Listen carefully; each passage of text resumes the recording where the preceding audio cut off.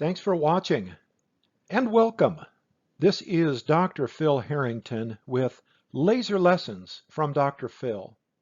My topic today is Class 4 laser therapy, from maligned modality to clinically recommended treatment. My vision is this: Class 4 laser therapy will be an integral modality in all fields of healthcare. I'll start off by sharing with you that since getting FDA clearance in December of 2003, Class 4 therapy lasers have improved the quality of life for hundreds of thousands, if not millions of patients around the world, human patients and animal patients, in the US and around the world. These patients are getting relief from pain, injuries, wounds, neuropathy, and more, all with a Class 4 therapeutic laser. Clearly, Class 4 therapeutic lasers play a role in healthcare. In my presentation today, I'm going to look at some of the examples from the past and from the not so distant past where people have spoken out against Class 4 laser therapy, where they have tried to denigrate and try to dismiss Class 4 laser therapy. The time has come for that to stop. And so let's continue with this presentation. Now, why do we use Class 4 therapeutic laser? Simply this, and I will develop this topic more throughout my presentation. We use Class 4 laser therapy because we can deliver a therapeutic dosage of red and infrared laser light to a larger volume of tissue and to deeper targets in a clinically feasible period of time. And for those of us clinicians who have used both Class 3 and Class 4 therapeutic lasers, what we see is that we get a quicker clinical response with more consistent results. And as a result of that, we have more satisfied patients. Now, I break it down this way. I break it down and say that there are three types of people who oppose Class 4 laser therapy. Now, the first one is those who are naive, and these people honestly don't know any better. And they have not taken the time to learn about Class 4 therapy laser. So we have those that are naive. And the second type are those that I call useful idiots. And those are the ones that they don't know any better, but they're also kept in the dark by those malicious ones, which is the most dangerous, the final type. The useful idiots, and really the history of this term is a very interesting and colorful history. One definition of this is that it's a person perceived as propagandizing for a cause without fully comprehending the cause's goals, and who is cynically used by the cause's leaders. In this case, in this application to laser therapy, the useful idiot in laser therapy would be that person who is speaking out against Class 4 laser therapy while being kept in the dark about the actual facts of the case. And the third type of those who oppose Class 4 laser therapy, those are the malicious ones. These are the most evil. They have a vested or monetary interest in suppressing Class 4 laser therapy. Shame on these people.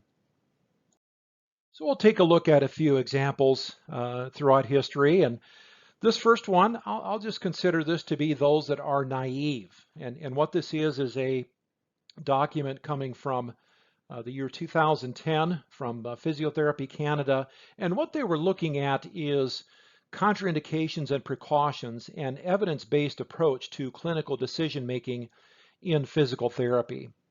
And in this document, for their definition of terms, at the beginning of this document, they go through and give very detailed definitions of terms used in this document.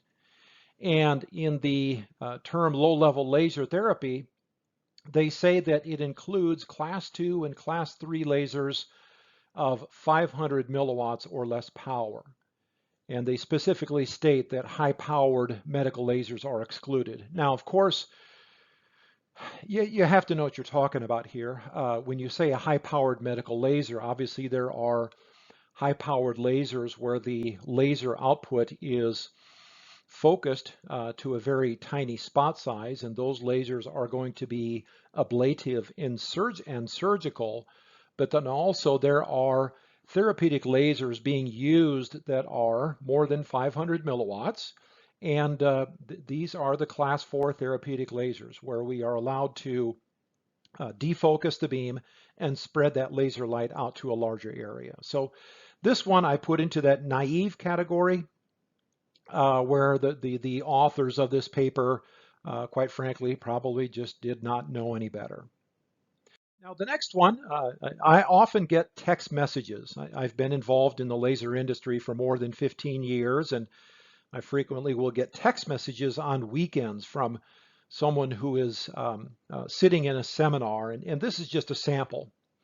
And they said, hello, question. I'm at a seminar and was talking to another doctor about laser.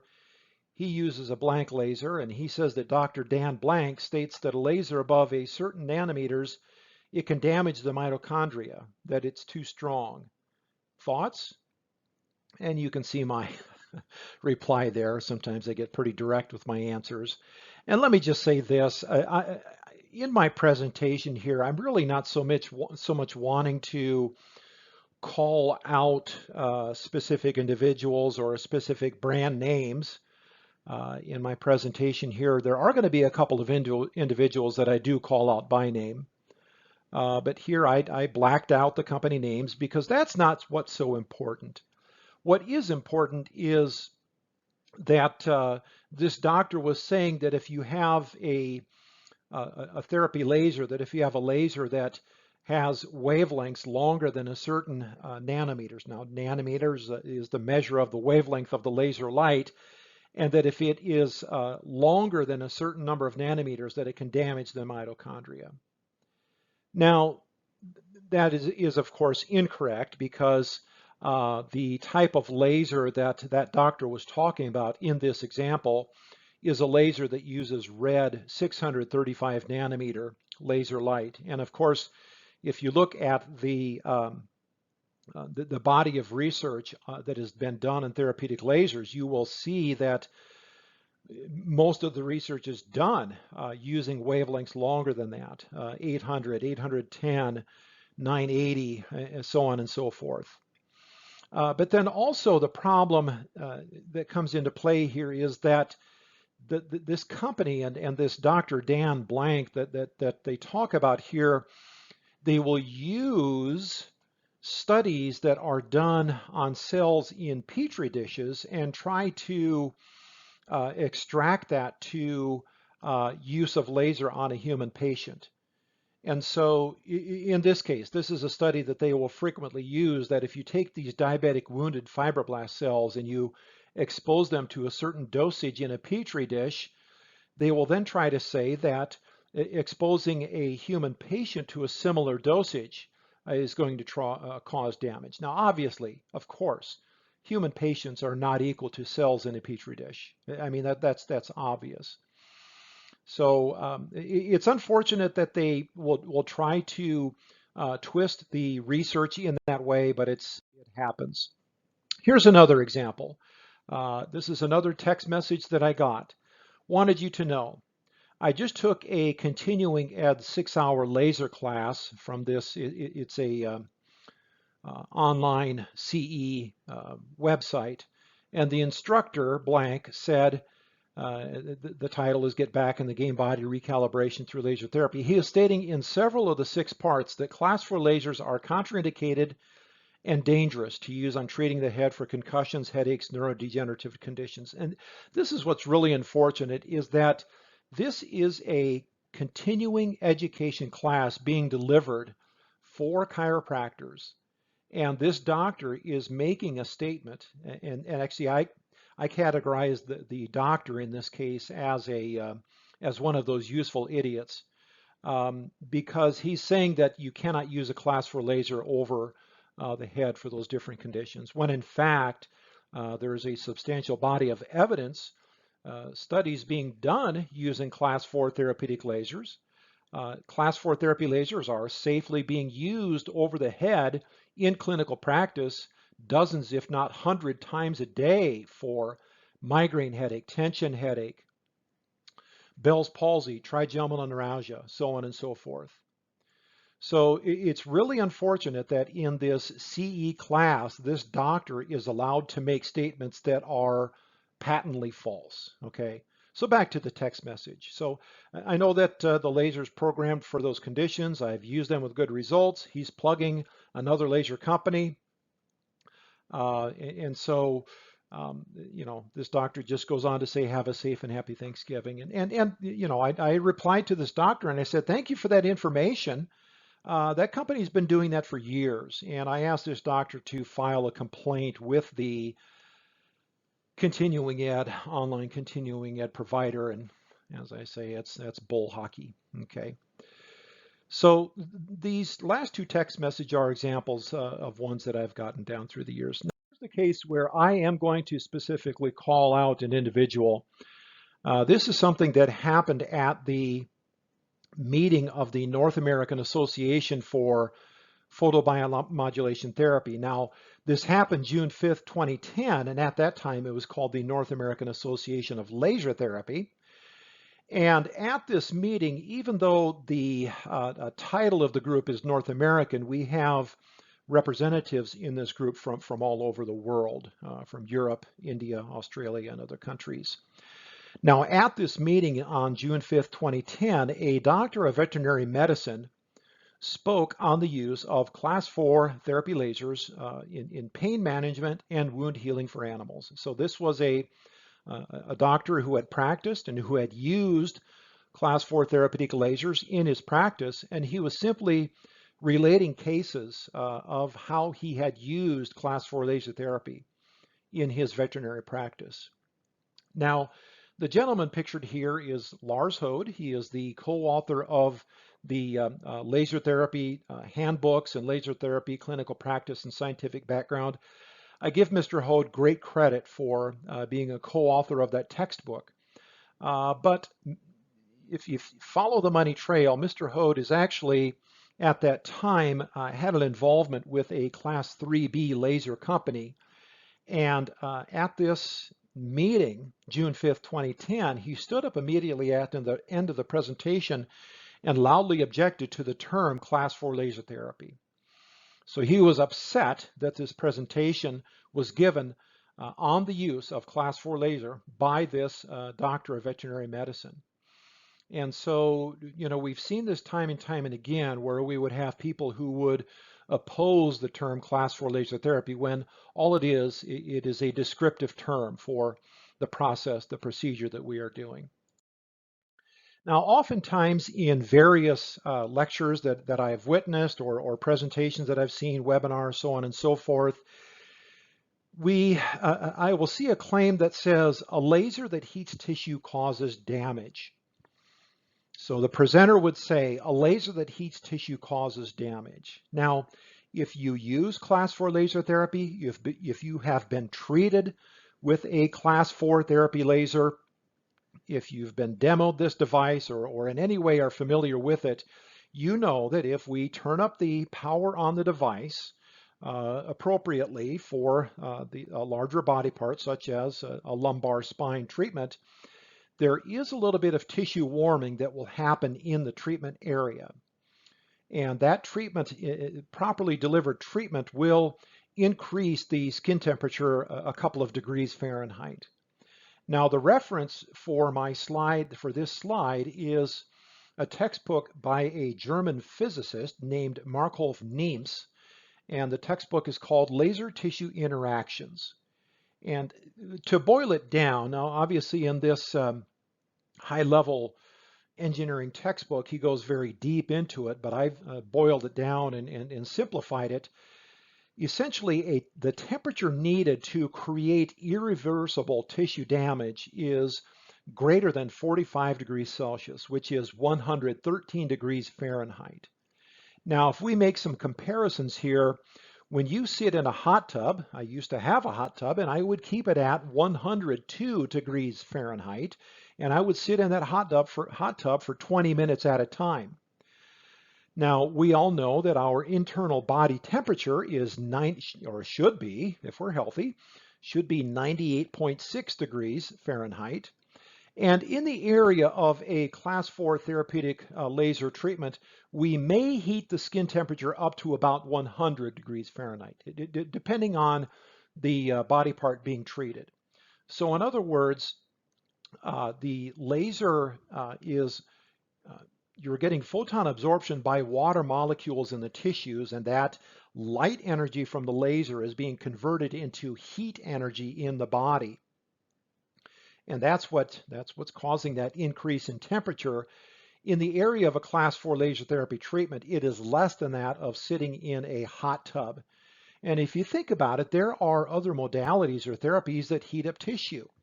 Ultrasound, hot packs, muscle stim, massage, effleurage. Even if you just simply take the palm of your hand and do a quick massage on another body part, you are heating up that skin temperature. So this statement here just simply needs to go away. That is not true, because with our class 4 therapeutic lasers, we are only increasing skin temperature a couple of degrees Fahrenheit. Now, here upcoming is some of the more ridiculous things that we've seen, and I've saved all of these advertisements. Here was an ad that we saw in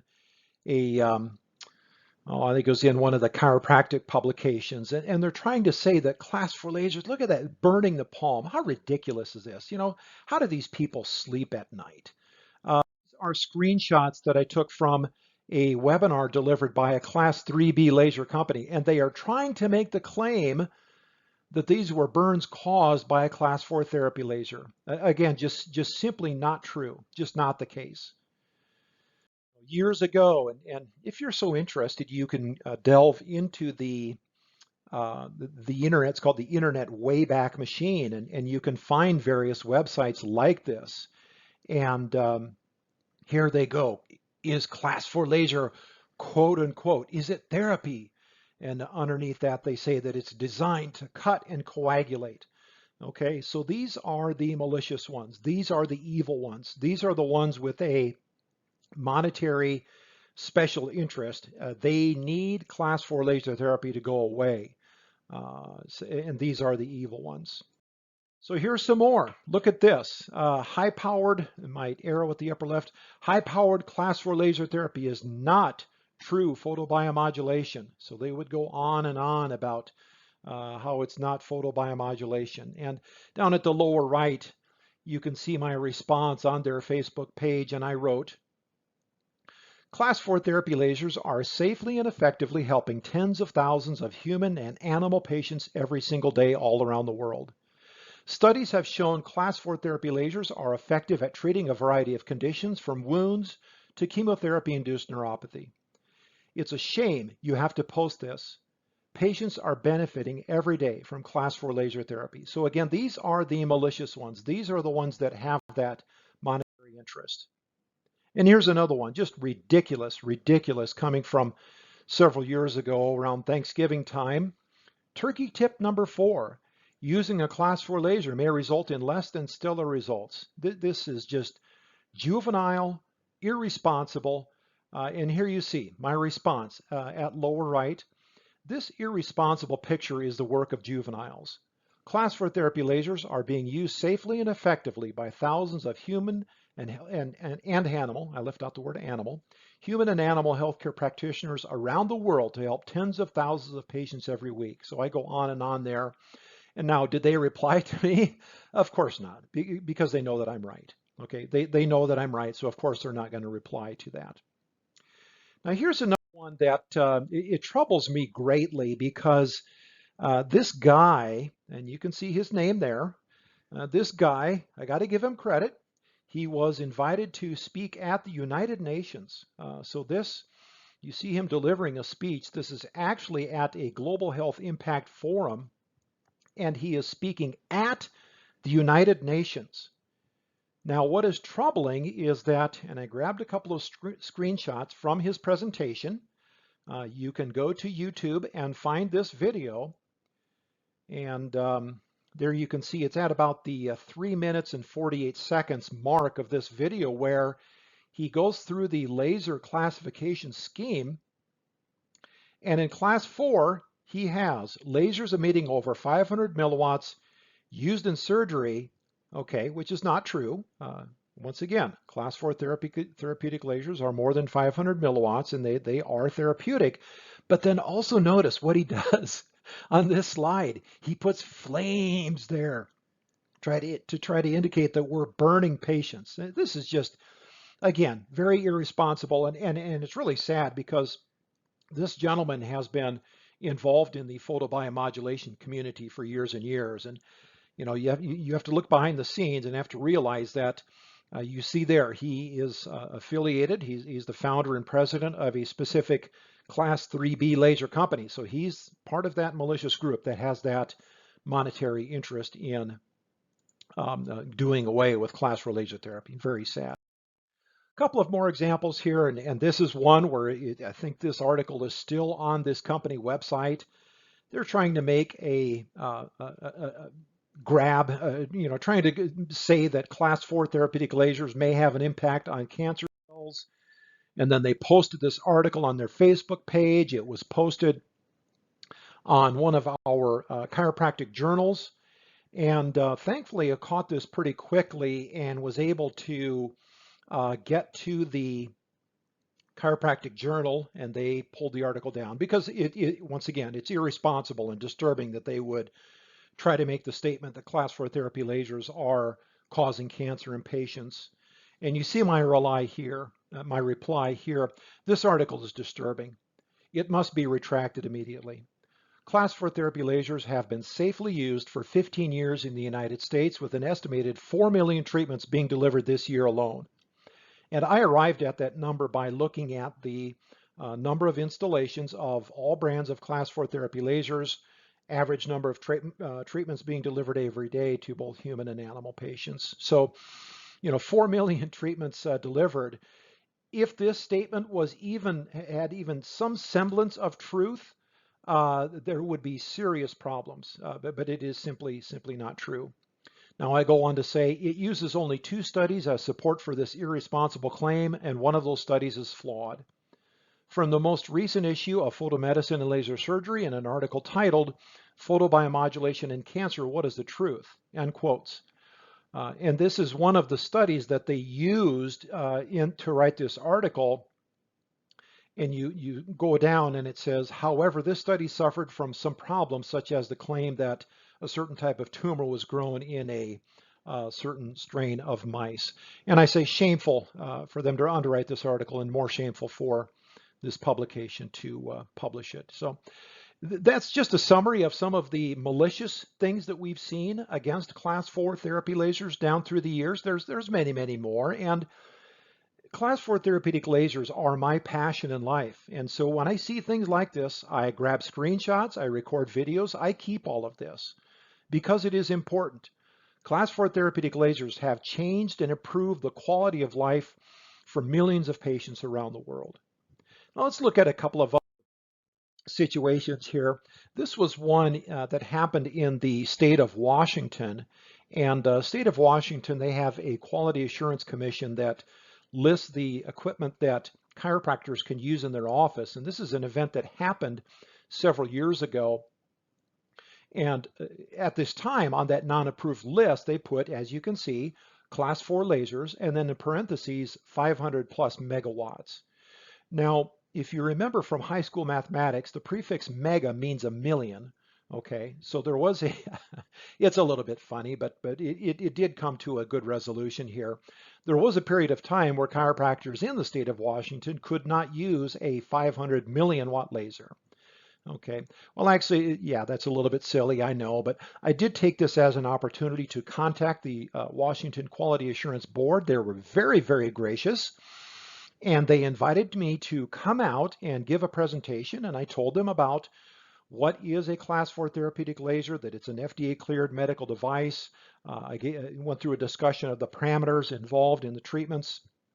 And as a result of that, in the state of Washington, and actually in all 50 states, chiropractors can use class 4 therapeutic lasers. They are within our scope of practice. So just to let you know that that I've been there. If you are a chiropractor practicing and you use a class 4 therapeutic laser, I've got your back, because not just in the state of Washington, but in several other states, I was able to present testimony to the state boards of chiropractic examiners so that class 4 therapeutic lasers are within scope of practice. And you see some of the states listed there. To get another example of a little bit of trouble that we had, this is back in January of 2013, where a Tennessee doctor of chiropractic who was using class 4 therapeutic laser, he was sent a cease and desist letter from the state medical board. Okay, so the Tennessee medical board was trying to get involved with the practice for a chiropractor. Now, if you pull up the, and I didn't want to go into all the details, so I didn't pull up that text, but if you pull up in pretty much any state the chiropractic scope of practice, and then pull up alongside it the medical scope of practice, one of the first statements that they make is that this document applies to scope of practice for chiropractic, and it does not apply at all to scope of practice for medical doctors, and then vice versa. The scope of practice law for medical doctors does not apply to the scope of practice for chiropractic. So once again, this was a meeting that I was involved in. We had some meetings there in Nashville, and February 14th, 2013, the Tennessee Board of Chiropractic Examiners issued a policy statement that class 4 therapy lasers are within scope of practice in the state of Tennessee. So once again, we've been involved in discussions like this, and now all 50 states in the United States, class 4 therapeutic lasers are within scope of practice for chiropractic. So what are we talking about here? Class 4 laser therapy. They are an FDA cleared class 2 medical device, and let me just stop right there. You have on one hand the laser classification scheme 1, 2, 3, 4, and there are certain definitions that go along with that. Essentially, a class 4 laser is higher in power. It's above 500 milliwatts, or half of a watt. Now, class 2 medical device, that is a medical device classification scheme used by the Food and Drug Administration. These devices are within scope of practice for doctors of chiropractic in all 50 states. They're used by numerous disciplines in healthcare. The treatments are safe. There are virtually no side effects, and treatments have helped millions of human and animal patients in the last 15 years. And there you see a treatment being done with a class 4 therapy laser on that patient's ankle. Now this is a little section. If you've seen any other of my videos, I quite often will include this because it's very, very important for us to make sure that we understand this definition. This gentleman is Dr. Glenn Calderhead, and he is given credit in 1988 for introducing the term low-level laser therapy, which is abbreviated LLLT, into the medical scientific literature. When Dr. Calderhead invented this term, he used it to reply to the reaction at the tissue and not the output power of the laser device. In other words, if we shine this particular laser on living tissue, what happens? Now, let's dig into that a little bit here. This next slide, you're going to see a surgical laser being used. And look at the chart at the upper right. You notice along the right-hand side, there's LLLT for low-level laser, and then M for mid-level, and then at the top, HLLT for high-level laser. Now, look on the left-hand side of the vertical axis where it says decreasing photon density. In other words, at the very top of that chart is where you have the highest concentration of the laser light, and that's where you're going to get carbonization, vaporization, coagulation, etc. And then down at the bottom, where we have photobioactivation, that's where we are operating with our laser therapy devices, okay? Now, I'm an old high school science teacher. I like to show videos. So let's watch what happens here. This is a carbon dioxide laser with a power density of about 14,000 watts per square centimeter, and it is going to be cutting this chicken leg. So there you see, this is a ablative laser operating at a power density of 14,000 watts per square centimeter. This is high-level laser. This is ablative. This is surgical. This is where we are getting carbonization, vaporization, and coagulation of the tissues. Okay? So once again, to emphasize the point, my red arrow is pointing to that area where the tissues are cut. Now with a laser, some of that laser light is allowed to escape and is being exposed to the adjacent tissues. And so where my blue arrow is pointing, those tissues are getting exposed to much lower dosages of laser light, but they are still getting some laser shining on them. And when Dr. Calderhead invented that term, low-level laser, he was doing surgical procedures, operating in that area of the red arrow.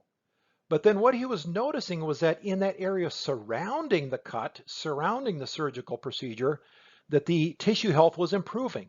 And that's where he came up with the term low-level laser therapy. So once again, it refers to the reaction at the tissue and not the output power of the laser device. Here's another way to summarize it.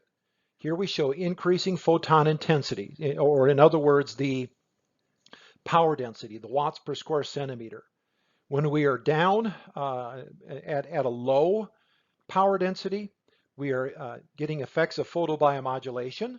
And then as we increase that, that's where the temperatures are increasing, the concentration of the laser light is increasing, and that's where we are getting damage to the cells.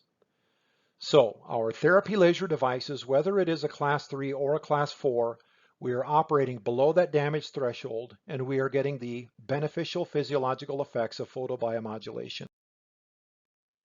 The first law of photochemistry, which is also known as the Grotthuss-Draper law, states that light must be absorbed by a compound in order for a photochemical reaction to take place. In other words, when we deliver our class 4 therapeutic laser treatments, we need those photons of light, red and infrared laser light. We need them to get absorbed by the cells in order to have that beneficial effect on the cells. Now we can make it as complicated as we want, but just simply, and there you see my animation of a laser device shining photons onto the cells, we simply need to get photons of light absorbed by those cells in order to have the primary biostimulative effects. If you would like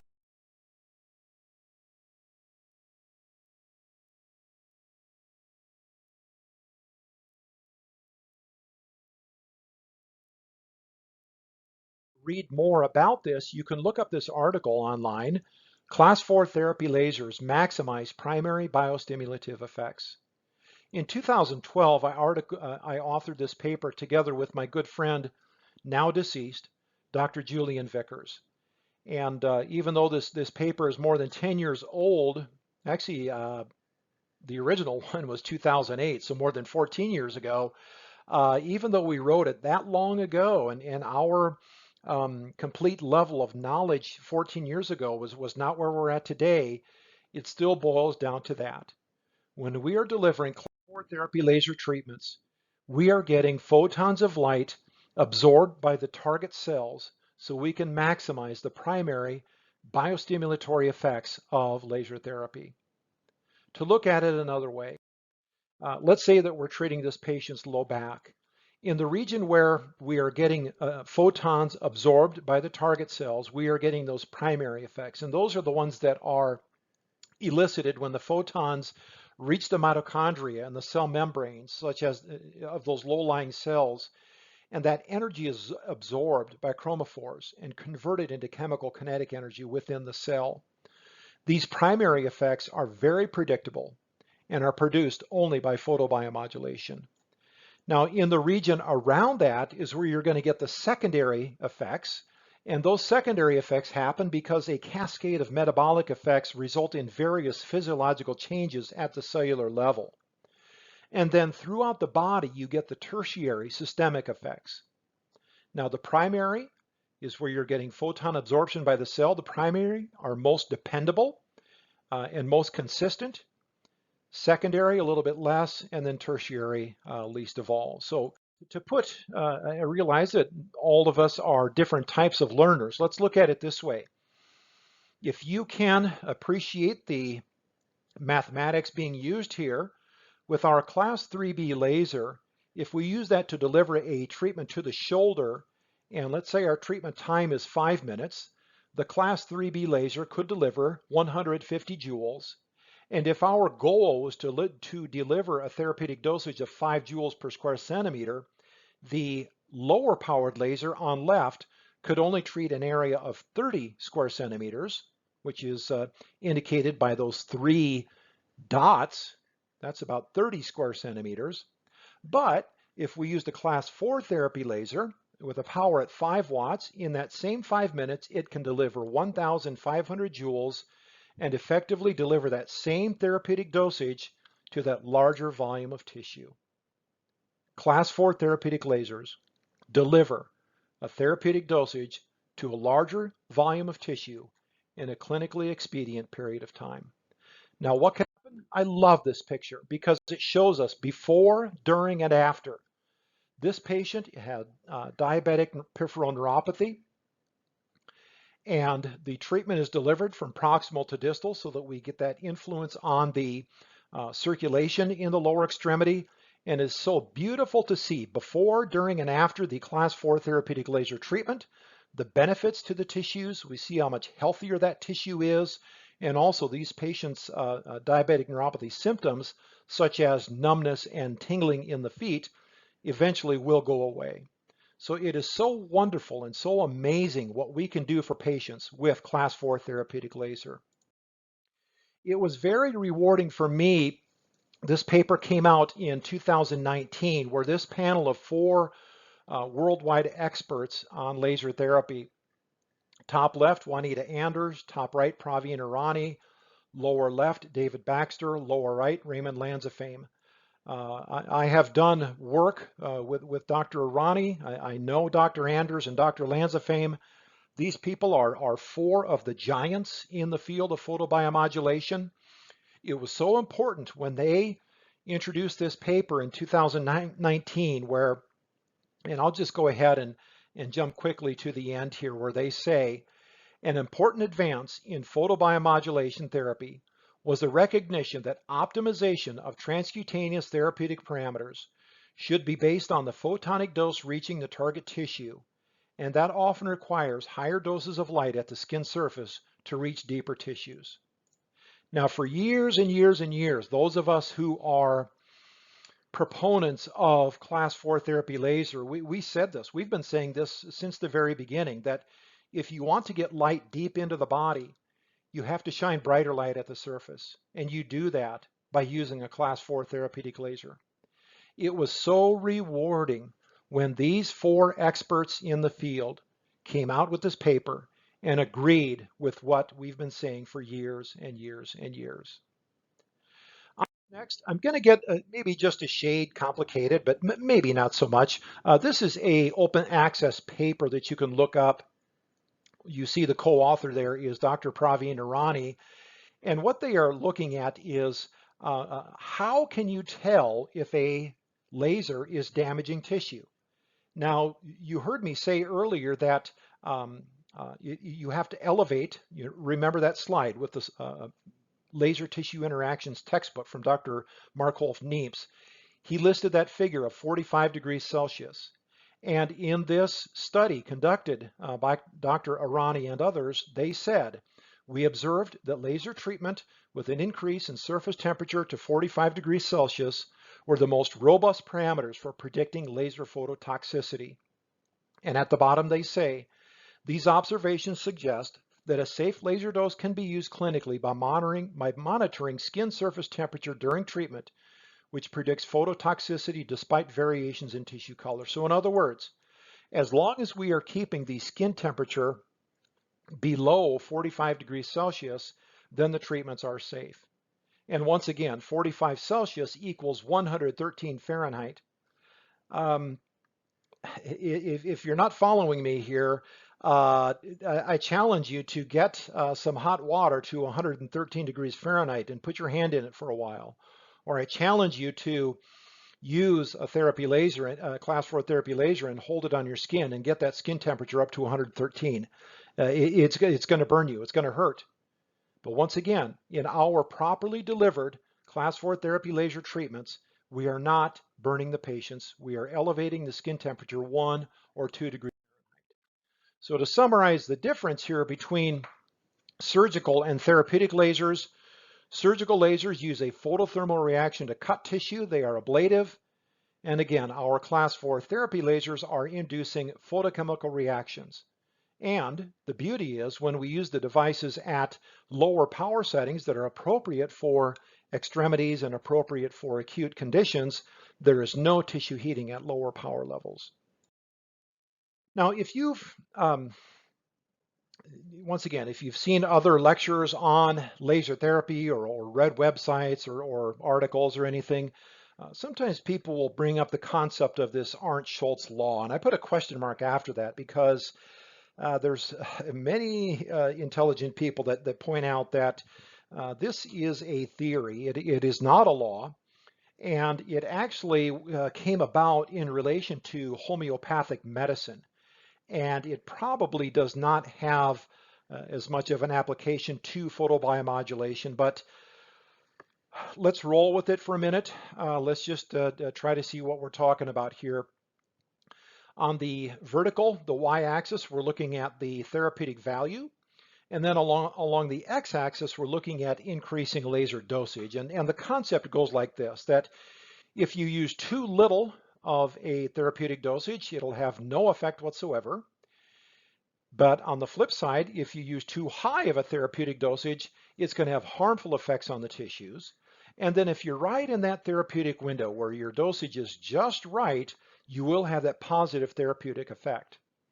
Now, what happens time and time again, and I've seen plenty of examples of this, the lecturer will put this chart up and say, too little is no good, too much is bad, and right in the middle, that's where it's just right. But what don't they do? They don't put numbers on it, okay? Now think about it. Whether it's your weight or your blood pressure or your cholesterol levels or any other parameter involved with your health, okay, you're always going to have numbers on it. You have to have units on it, okay?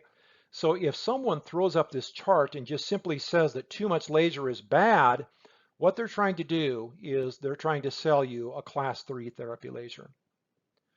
Referring back to the laser therapy handbook, there you see the co-author Jan Tuné. I've already called out the other co-author Lars Hode in an earlier slide, but you know what? Disagreements, but still, I have to use this as a reference. Dr. Tuné, I've emailed with him quite a bit over the years and never met him in person, and he does still say that he is not a fan of class 4 therapy lasers. So be it. We disagree on that, but at least through email across the Atlantic Ocean, we've remained friends. But from this textbook, they give a chart for the indication and then the recommended dosage. So obviously, if you're treating something more superficial, a lower dosage is recommended, and then for deep-lying pain, you need to use a higher dosage. Something else that frequently gets shown by the detractors of class 4 laser therapy is the biphasic dose response in low-level light therapy. And this is just kind of a general observation, and hopefully you've, if you attend lectures, hopefully you'll understand what I'm talking about here. How many times have you seen a presenter show you a paper, and you know what? They're actually counting on you not actually reading the paper, okay? So here is this paper, dose response, biphasic dose response. You know what? Let's actually read the paper. So in the conclusions, they say, in general, fluences, now fluence is another term for dosage, okay? A dosage as low as 3 or 5 joules per square centimeter will be beneficial in vivo. Now let me stop there. Remember back to that treatment slide where I showed treating the shoulder, and the dosage that we applied to that shoulder with a class 4 therapeutic laser was 5 joules per square centimeter. Do you remember that? Okay. So yeah, this paper says in vivo, in a living being, if we're applying a dosage of 5 joules per square centimeter, it's going to be beneficial. But then they go on to say, but a large dose like 50 or 100 joules per square centimeter will lose the beneficial effect and may even become detrimental. Now, that's all fine and dandy, but if you are applying a dosage of 50 joules per square centimeter, that's like putting 5,000 joules into an area of the palm of your hand. That is irresponsible. With class 4 therapeutic lasers, we would never, ever, ever deliver a treatment where we are putting 5,000 joules into an area of the palm of your hand, okay? So going back to, if you want to use the Arndt-Schultz curve, fine, whatever, go ahead, but you have to realize, put numbers on it, that positive therapeutic value is going to be in that range between 1 and 50 joules per square centimeter, okay? So to give an example, let's say that we have a treatment area of 400 square centimeters, okay? So hold up your hand, look at your hand. The palm of your hand is about 100 square centimeters. You could pull out a ruler and measure it. And then both of your hands opened up and put side to side. The area there is about 400 square centimeters.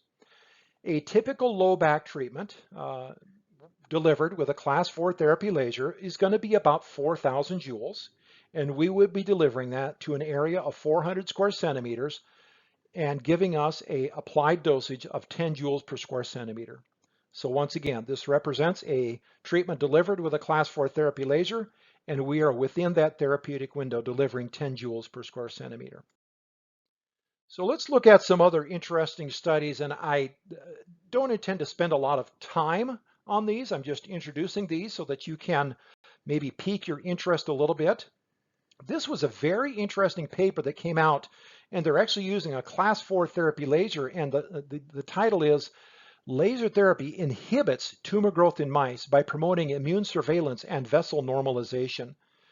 So if the question of laser therapy in cancer, if that intrigues you, if that piques your interest, what you may want to note is that as they say in this paper, these results set photobiomodulation as a safety procedure in oncological patients and open the way to its innovative use in cancer therapy.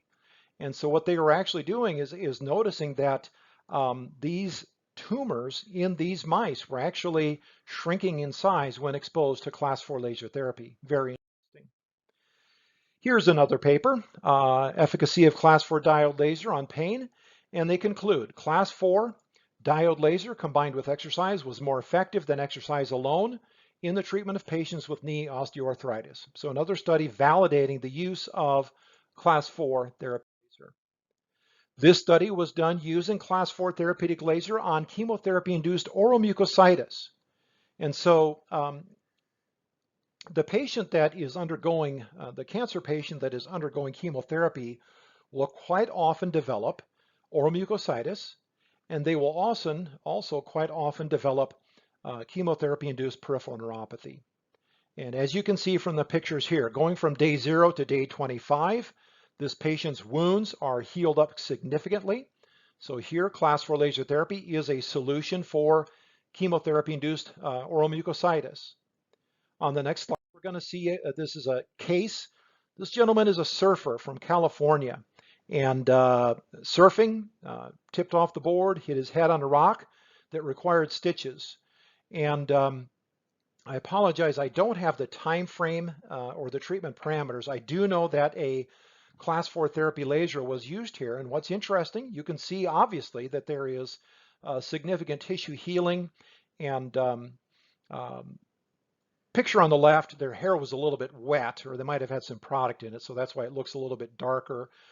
Picture on the right, you can see there's a significant amount of healing, but what is also interesting to note is that with the metal clips, the medical surgical clips, we can use therapeutic laser directly over that because therapeutic laser is light. Light would get reflected from metal. It's not going to heat those up. So yes, we can safely deliver therapeutic laser to this, and we got this patient healed up significantly. Here's a more dramatic one. This was a patient who had, I believe it was a heart surgery of some sort, very dramatic surgery, and there you can see the surgical scar, and you can see, as the doctor says, we were in the hospital for a week, so this is 3 weeks from the surgery today, which means 2 weeks of laser. So 2 weeks of laser to go from the picture on the left to the picture on the right. How much did this patient's quality of life improve with the use of class 4 therapeutic laser? Look at that. Look at that tissue healing. Inflammation is down. Virtually no scar tissue. Significant release, significant healing in only 2 weeks of using the class 4 therapeutic laser. So once again, shame on those who speak out against class 4 therapeutic laser. Shame. Here's another case. This was actually a doctor that uses class 4 therapy laser. He says he had an abscessed tooth and that the dentist and endodontist could not see him for almost 4 weeks. They were just so busy in their practice. So this doctor has a dental package on his class 4 therapy laser, took the pain away after the first treatment.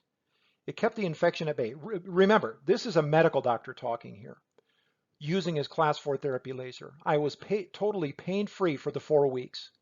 So last week and yesterday, I had 2 dentists who themselves had similar issues, and they called and asked for a laser treatment. I treated them both as well as demonstrated the tremendous flexibility and range of the dental package, hoping they will consider class 4 therapy laser for their practices.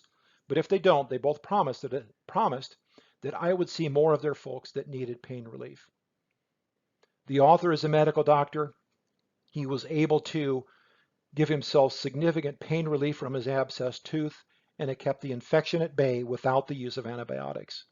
Isn't that amazing? Here's a case from several years ago. A patient, Charlene, suffered from trigeminal neuralgia for most of her life. After a series of 10 treatments, class 4 therapeutic laser treatments, she was pain-free and she was eased off of all of her meds. They use the newest state-of-the-art laser machine, and it makes a huge difference. How much did this patient's quality of life improve? Here's a paper on class 4 laser therapy for the treatment of multifactorial lumbar stenosis with low back and leg pain. How much did this patient's quality of life improve with the use of class 4 therapeutic laser?